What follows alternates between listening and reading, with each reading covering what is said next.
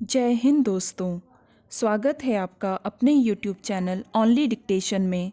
दोस्तों, आज की डिक्टेशन आपको 80 शब्द प्रति मिनट और 90 शब्द प्रति मिनट की स्पीड से मिलेगी। आप जिस भी स्पीड में लिखना चाहते हैं लिख सकते हैं। तो चलिए शुरू करते हैं। 80 शब्द प्रति मिनट डिक्टेशन शुरू होगी 3 सेकंड बाद। छत्तीसगढ़ में अब भी नक्सली हमलों को रोक पाना सरकार के लिए बड़ी चुनौती है। मौका पाते ही नक्सली सशस्त्र बलों पर हमला कर देते हैं।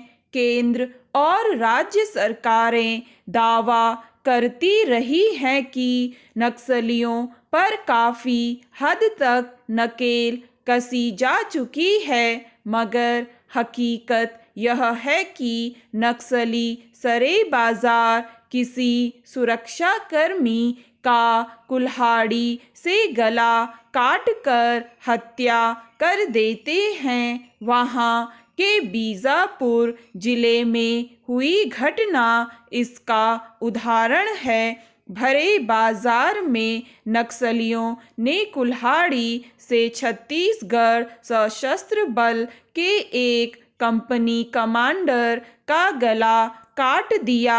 इसके पहले कई बार वे बारूदी सुरंग बिछाकर या उनके शिविर और काफिले पर सीधे हमला कर बड़ी संख्या में सुरक्षा कर्मियों की हत्या कर चुके हैं। पिछली सरकार ने उन्हें मुख्य धारा में लाने के लिए कई योजनाएं चलाईं। वनोपज और हस्तशिल्प की खरीद की दरें तय कर दी गईं ताकि आदिवासी समूहों को आर्थिक संबल मिल सके और वे नक्सलियों के प्रभाव से मुक्त हो सकें, मगर वे योजनाएं पूरी तरह कारगर नहीं हो पाईं।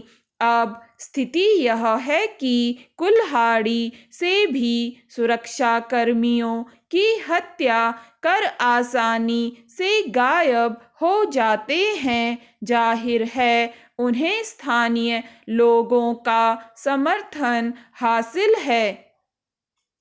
छत्तीसगढ़ में नक्सली समस्या बहुत पुरानी है। उससे पार पाने के लिए कई तरीके आजमाए गए। ज़्यादातर मामलों में उनके दमन का रास्ता ही अख्तियार किया गया। उनसे बातचीत के जो भी प्रयास हुए वे नाकाफी साबित हुए। ज़्यादातर नक्सली हमलों में देखा गया है कि उनके पास अत्याधुनिक हथियार और सूचना संसाधन पहुंच चुके हैं। वे सुरक्षा बलों की गतिविधियों और काफिले वगैरह का ठीक ठीक पता लगा लेते और बारूदी सुरंग बिछाकर हमला कर देते हैं। यह समझना मुश्किल है कि उनके पास इतने हथियार और साजो सामान पहुंच कैसे रहे हैं। उन रास्तों पर सुरक्षा बलों की नज़र जा नहीं पा रही जिनके जरिए उन तक साजो सामान पहुंच रहा है। हालांकि इसके कुछ तथ्य उजागर हैं। जबरन वसूली और मादक पदार्थों की बिक्री से वे अपना वित्तीय ढांचा मजबूत कर पाने में सफल हो जाते हैं, मगर ड्रोन, हेलीकॉप्टर आदि का इस्तेमाल होने के बावजूद वे कैसे सुरक्षा इंतजामों को चकमा दे पा रहे हैं, कैसे स्थानीय लोगों का उन्हें समर्थन लगातार मिल पा रहा है, इस पर प्रशासन को गंभीरता से सोचने की ज़रूरत है।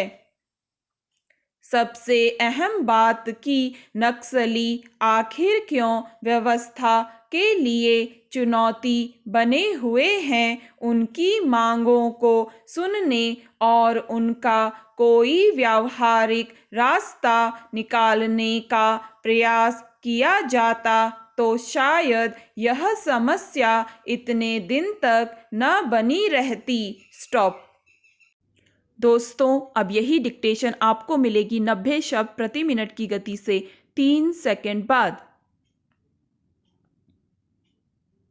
छत्तीसगढ़ में अब भी नक्सली हमलों को रोक पाना सरकार के लिए बड़ी चुनौती है। मौका पाते ही नक्सली सशस्त्र बलों पर हमला कर देते हैं। केंद्र और राज्य सरकारें दावा करती रही हैं कि नक्सलियों पर काफ़ी हद तक नकेल कसी जा चुकी है, मगर हकीकत यह है कि नक्सली सरे बाजार किसी सुरक्षा कर्मी का कुल्हाड़ी से गला काटकर हत्या कर देते हैं। वहाँ के बीजापुर जिले में हुई घटना इसका उदाहरण है। भरे बाजार में नक्सलियों ने कुल्हाड़ी से छत्तीसगढ़ सशस्त्र बल के एक कंपनी कमांडर का गला काट दिया।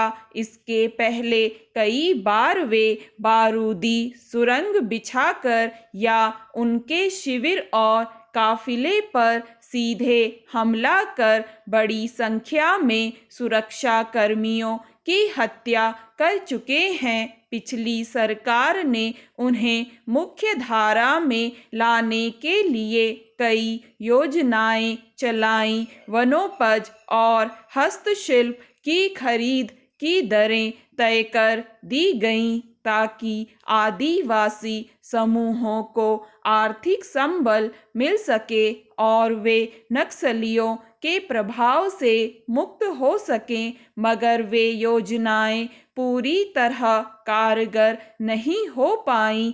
अब स्थिति यह है कि कुल्हाड़ी से भी सुरक्षा कर्मियों की हत्या कर आसानी से गायब हो जाते हैं। जाहिर है उन्हें स्थानीय लोगों का समर्थन हासिल है।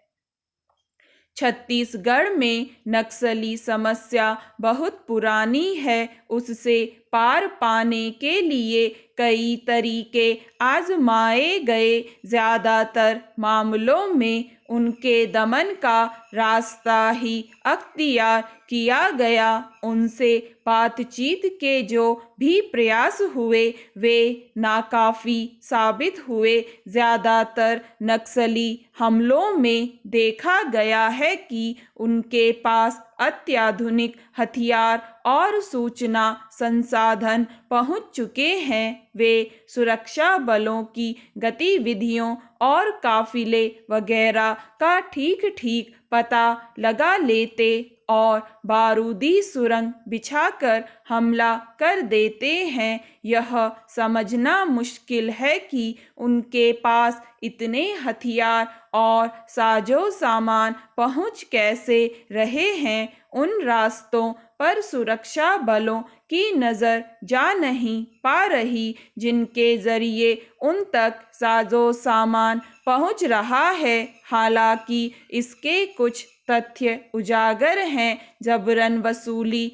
और मादक पदार्थों की बिक्री से वे अपना वित्तीय ढांचा मजबूत कर पाने में सफल हो जाते हैं, मगर ड्रोन, हेलीकॉप्टर आदि का इस्तेमाल होने के बावजूद वे कैसे सुरक्षा इंतजामों को चकमा दे पा रहे हैं, कैसे स्थानीय लोगों का उन्हें समर्थन लगातार मिल पा रहा है, इस पर प्रशासन को गंभीरता से सोचने की ज़रूरत है। सबसे अहम बात कि नक्सली आखिर क्यों व्यवस्था के लिए चुनौती बने हुए हैं, उनकी मांगों को सुनने और उनका कोई व्यावहारिक रास्ता निकालने का प्रयास किया जाता तो शायद यह समस्या इतने दिन तक न बनी रहती। दरअसल आदिवासी समुदाय के भीतर यह भय लगातार बना हुआ है कि उनकी जमीन और जंगल हड़प कर सरकार खनिज निकालने वाली कंपनियों को सौंप देना चाहती है। ऐसा अनेक जगहों पर हो चुका है। विकास के नाम पर हर सरकार का प्रयास होता है कि खनिज वाली जगहों का दोहन किया जाए, मगर आदिवासी इसके लिए तैयार नहीं है। स्टॉप। दोस्तों, अगर आपको ये डिक्टेशन पसंद आए तो लाइक करें, सब्सक्राइब करें और अपने दोस्तों के साथ भी शेयर करें।